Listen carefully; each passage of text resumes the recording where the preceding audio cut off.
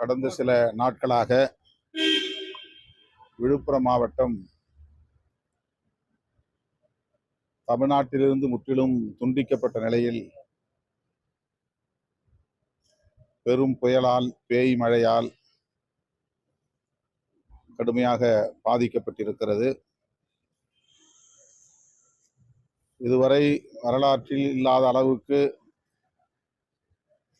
விழுப்புரம் மாவட்டத்தில் 53% மழை பெய்துள்ளது. 53 சென்டிமீட்டர் அளவுக்கு மழை பெய்துள்ளது. இதையொட்டி திருவண்ணாமலையில் மண் சரிவு ஏற்பட்டதில் 7 பேர் உயிரிழந்திருக்கிறார்கள். பெரும் துயரம்.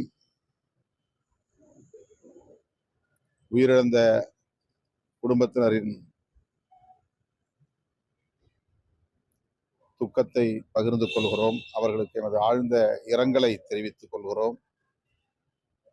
தமிழ்நாடு அரசு மிக வேகமாக களமிறங்கி மீட்பு நடவடிக்கைகளில் ஈடுபட்டு வருகிறது. பாதிக்கப்பட்ட மக்களுக்கு உடனடி உதவிகளையும் செய்து வருகிறது. பொதுமக்களின் ஒத்துழைப்போடு இந்த துயரத்திலிருந்து மக்கள் மீளப்பெற வேண்டும் என்று விழைகிறோம். தமிழ்நாடு அரசும் பொதுமக்களும் இணைந்து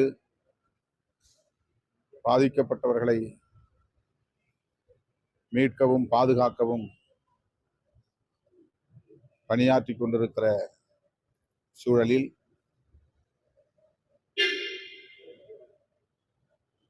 விடுதலை சிறுத்தைகளும் ஆங்காங்கே மீட்பு பணிகளில் ஈடுபட்டு வருகின்றனர். தொடர்ந்து ஈடுபட வேண்டும் என்றும் கேட்டுக்கொள்கிறேன். அதே போல பாத்தீங்கன்னா மத்திய அரசு பாராளுமன்றத்தில் எதிர்கட்சிகளோட குரலை கேட்கிறதுன்னு சொல்லிட்டு எதிர்கட்சிகள் தொடர்ந்து குற்றச்சாட்டு வச்சு வந்த நிலையில இன்னைக்கு குளத்தூர்ல ஆய்வுக்கு போன முதல்வர் எடப்பாடி பழனிசாமியோட குற்றச்சாட்டை நாங்கள் மதிக்கிறதுதான் சொல்லியிருக்காரு. ஸோ ஒரே இது போன்ற செயலை எப்படி பார்த்தீங்கன்னா மத்திய அரசு எப்பவுமே எதிர்கட்சிகள் குற்றம் சாட்டக்கூடியது பாஜக அரசு எதிர்கட்சிகளோட பொருளுக்கு செவி சாய்ப்புன்ற மாதிரி எப்பவும் ஒரு குற்றச்சாட்டு வச்சிருக்கோம். ஆனா தற்போது இந்த மழை வெள்ளத்தை பத்தி எடப்பாடி பழனிசாமி வச்ச குற்றச்சாட்டுக்கு நாங்க மதிப்புதல்னு சொல்லிட்டு முதல்வர் சொல்லியிருக்காரு. கொளத்தூர் ஆய்வு எடப்பாடி பழனிசாமி அவருடைய குற்றச்சாட்டை மதிக்கவில்லை மதிப்பில்லைன்னு சொல்லியிருக்காரு. நாங்க மதிப்பதில்லை அப்படின்னு முதல்வர் சொல்லியிருக்காரு. அப்பதான் எதிர்கட்சிகளோட வாய்ஸ் இதே செயல்தான் பிஜேபி இப்ப அதே இதை திமுக எதிர்பார்க்கிறேன். ஆளுங்கட்சி மற்றும் எதிர்கட்சி ஆகிய இரு கட்சிகளுக்கும் இடையிலான அரசியல் எந்த பொருளில் அந்த கருத்தை சொன்னார் என்று நான் கவனிக்கவில்லை. எதிர்கட்சிகளின் விமர்சனங்களை ஏற்பதும் விமர்சனங்களுக்கு உரிய விடை இருப்பதும் ஆளும் தரப்பாரின் கடன் என்பதை அனைவரும் அறிவோம். மாண்புமிகு முதல்வர் அவர்கள் அவ்வாறு பதில் சொல்லியிருப்பது எந்த கான்டெக்ஸ்ட், எந்த பொருளில் என்று தெரியவில்லை. அது அவர்களுக்கு இடையிலான அரசியல். அதே போல அவதூறு வழக்குல எச் ராஜாவுக்கு 6 மாதம் சிறை தண்டனை. அவர் தொடர்ந்து இது போன்ற அவதூறுகளை பேசி வருகிறார்.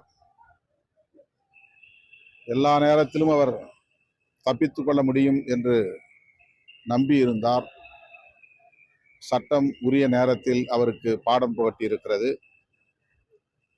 இனிமேலாவது வார்த்தைகளை அவர் அளந்து பேசுவார் என்று நம்புகிறேன். அண்ணாமலை பாத்தீங்கன்னா ஒரு குற்றச்சாட்டு வச்சிருக்காரு. திமுகவும் ஆம் ஆத்மி கட்சியும் ஒரே ஒரு நேர்கொண்ட பயணிக்குது. ஏன்னா 2 பேரும் பாத்தீங்கன்னா சிறைக்கு சென்று வந்தவங்களை கொண்டாடுறாங்கன்ற மாதிரி சொல்லியிருக்காரு. அவர் 3 மாத காலம் வெளியூரில் இருந்தார், வெளிநாட்டில் இருந்தார். வந்ததும் ஊடக கவன ஈர்ப்புக்காக ஏதோ பேசியிருக்கிறார். ஊடகங்களின் கவன ஈர்ப்புக்காக பேசுவோரின் பட்டியலில் அவர் மிக முக்கியமான இடத்திலே இருக்கிறார். ஆகவே ஆளும் கட்சியை விமர்சித்தால் கவனத்தை ஈர்க்க முடியும் என்பது அவருடைய உத்திகளுள் ஒன்றாக இருக்கிறது.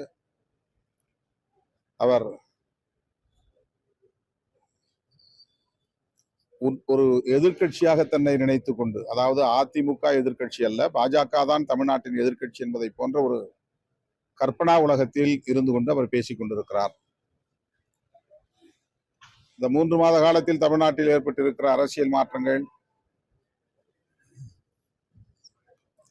அதையெல்லாம் அவர் தன்னுடைய கற்பனைகளில் இருந்து, யூகங்களில் இருந்து,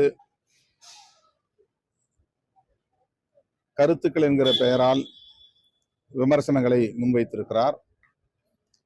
அவருடைய கருத்துக்களுக்கு இப்போது போதிய வலு இல்லை என்பதுதான் உண்மை.